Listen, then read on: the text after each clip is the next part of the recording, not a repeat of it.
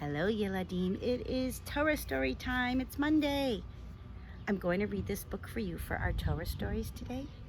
It's called The Littlest Mountain, and it is based on the Midrash that I shared with you, where Hashem realizes that the people of the world, need rules to live by, and decides to speak to them from a mountaintop.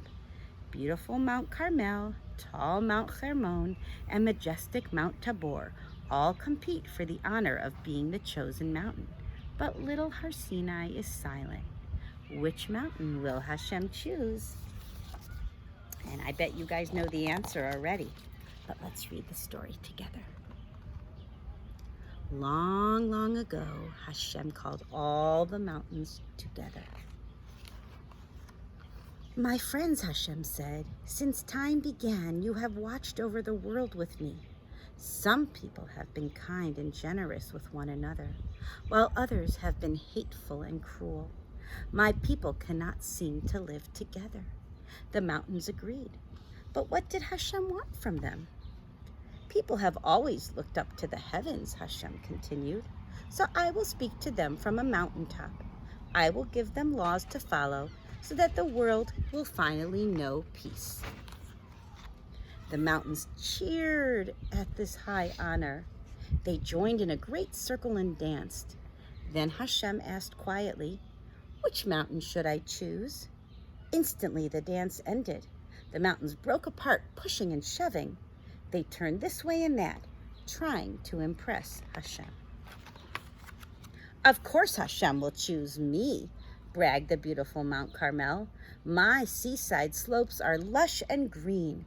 My Hebrew name means garden. People fight over my rich land. I'm the most important mountain.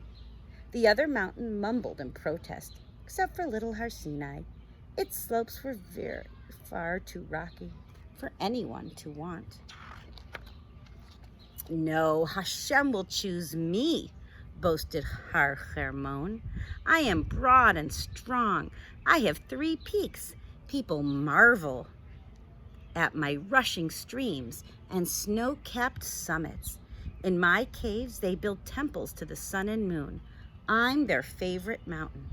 The other mountains grumbled with jealousy, except for little Har Sinai.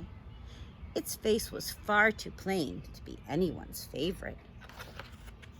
Majestic Har Tabor pushed boldly through the crowd. Hashem will choose me. Remember, I kept my head above water during the great flood. I am the mountain closest to heaven. The other mountains rumbled with memories of the flood. Still they argued, except for little Har Sinai. Its peak was far too lowly to see the wonders of heaven.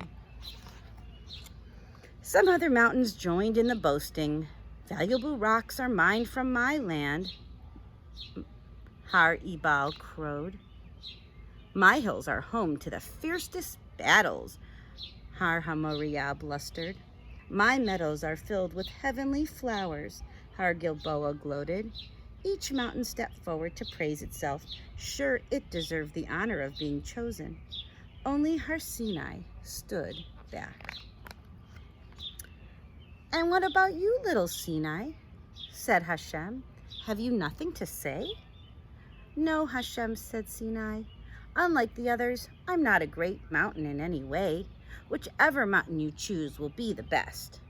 Hashem thought, I do not want to speak from a mountain that is boastful and vain, said Hashem to the beautiful Har Carmel. I don't want to speak from a mountain that has been used to worship sun and moons, said Hashem to the vast Har Hermon. And I do not want to speak from the mightiest peak. My people should know that I am down among them always, said Hashem to the majestic Har Tabor. Har Sinai stepped further back to admire the massive cliffs and peaks of the other mountains. Lost in thought, it wondered which should be chosen. Come forward, Sinai, Hashem called, while the other mountains squabbled among themselves. Yes, Hashem, said the littlest mountain. I choose you, the humblest mountain, to be the special place where I will speak to my people. For you were silent when the others were boasting. You were peaceful when the others were fighting, and only you put your trust in me. And so the other mountains returned to their homes, a little less full of themselves, but a good deal wiser about the ways of Hashem. And soon enough, Hashem spoke to the people as promised. The 10 Commandments, Aseret HaDibrot, were given to all from the top of the humble Har Sinai, which on that day was very close to heaven indeed. And that story is based on the Midrash that we shared about how Hashem, chose to give the Torah on Har Sinai. This is our last Torah story we're going to share before Shavuot. Have a great day.